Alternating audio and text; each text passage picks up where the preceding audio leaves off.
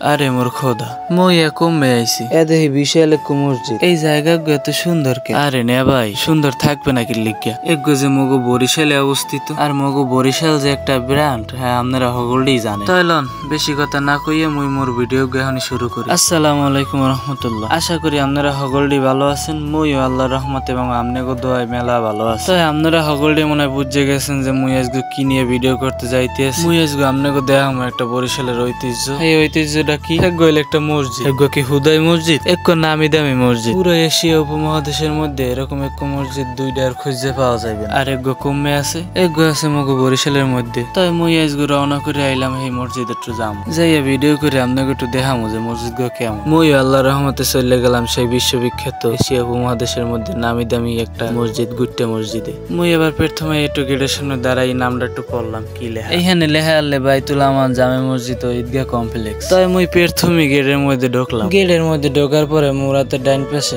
এক বিশাল সিয়ে পুকুর দেখলাম। এবার মুই একটু চারিদিক থেকে পুকুরটা একটু ভিডিও করলাম। পুকুরটা একটু বেশি বড় হয়ে গেছে। যাই হোক, হ্যাঁ তো আর মোর দেখার বিষয় না। পুকুরটা ভিডিও হওয়ার পরে মুই আবার সামনের দিকে আটা ধরলাম। আমরা সামনে যে একটা বিল্ডিং দেখতে পাইতে আছেন, এগো একটা মাদ্রাসা। এই মাদ্রাসাটার নাম হয়েছে এবার মরহুম আলহাজ মালিকা বেগম হাফিজি মাদ্রাসা ও ইয়েতিমখানা। এখানে আবার যারা ইয়েতিম হেরা আবার একটু পড়ালেখা করে। তো মুই আবার এখানে ভিডিও করে চলে গেলাম মসজিদের সামনে। যাইয়া দেখি কি, ওরে মোর সুবহানাল্লাহ, মুই এগো কি দেখতে আছি। মুই তো মোর বাহের জন্ম এরকম সুন্দর মসজিদ আর দেখিনি। তাই মুই আবার মসজিদের সামনে একটু ভিডিও করে মুই আবার আডা ধরলাম মসজিদের ভিতরে যাবো। হের লেগে মসজিদের ভিতরে যাওয়ার আগে অনেক সুন্দর সুন্দর কিছু আছে, এগুলো সবকিছু দেখার মতোই, যা আপনারা নিশ্চয়ই দেখতেই পাইতে আছেন কত সুন্দর। বিশেষ করে মসজিদের বাইরে থেকে মসজিদের মিনারটা একটু মোটামুটি খুব সুন্দরই লাগতে আসছিল আর কি। যাই হোক, অত কথা বাদ, মুই আবার মসজিদের মধ্যে যাবো দেখে আডা ধরছি। হাঁটতে হাঁটতে কিছুক্ষণ পর মুই আবার চলে গেলাম মসজিদের মধ্যে। যাই তো দেখি ও মা কি ইয়া দিয়ে 3টা দরজায় তালা মারা, মুই ভিতরে ঢুকবো কেমনে? দুঃখজনক বিষয় হইলেও সত্য যে মুই মসজিদের মধ্যে একটু ঢুকতে পারলাম না। মুই এবার দরজার সামনে বইয়া মসজিদের বাইরের অংশটা কিছুক্ষণ একটু ভিডিও করতে আসলাম। যাই হোক, ভিডিও করার পরে মুই আবার আডা ধরলাম মসজিদের সামনের অংশে যাবো, যাই একটু ভিডিও করবো। এই মসজিদটার আবার একটু সৌন্দর্য করছে যে চারিপাশের পরিবেশটা, চারিপাশের প্রাকৃতিক পরিবেশটা যে এত সুন্দর, এই কারণে মসজিদটা আরো সৌন্দর্য হয়েছে। হ্যাঁ তো আপনারা নিশ্চয়ই দেখতে পাইতে আছেন। মুই আবার ভিডিও করতে করতে আই পড়ছি মসজিদের সামনের অংশ। আপনারা তো দেখতে পাইতে আছেন মসজিদের সামনের অংশটা কত সুন্দর। বিশেষ করে মসজিদের সামনে যত গাছ গাছলা যত কিছু আছে সবকিছু নিয়ে এই মসজিদটা আরো সুন্দর ফুটে উঠছে। তাই মুই আবার এখানে কিছুক্ষণ ভিডিও করলাম প্রাকৃতিক সৌন্দর্যটা একটু তুলে ধরার লিগে। এখানে কিছুক্ষণ ভিডিও করার পরে মুই আবার রওনা হইলাম গেটের দিকে। গেটের দিকে যাইতে যাইতে কিছুক্ষণ পর আবার একটু সামনে যাওয়ার আগে আগে আবার একটু ক্যামেরাটা মসজিদের দিকে একটু ঘুরাই দেখলাম যে মসজিদটা কেমন, হিন্দে কেমন লাগে আর কি। যাই হোক,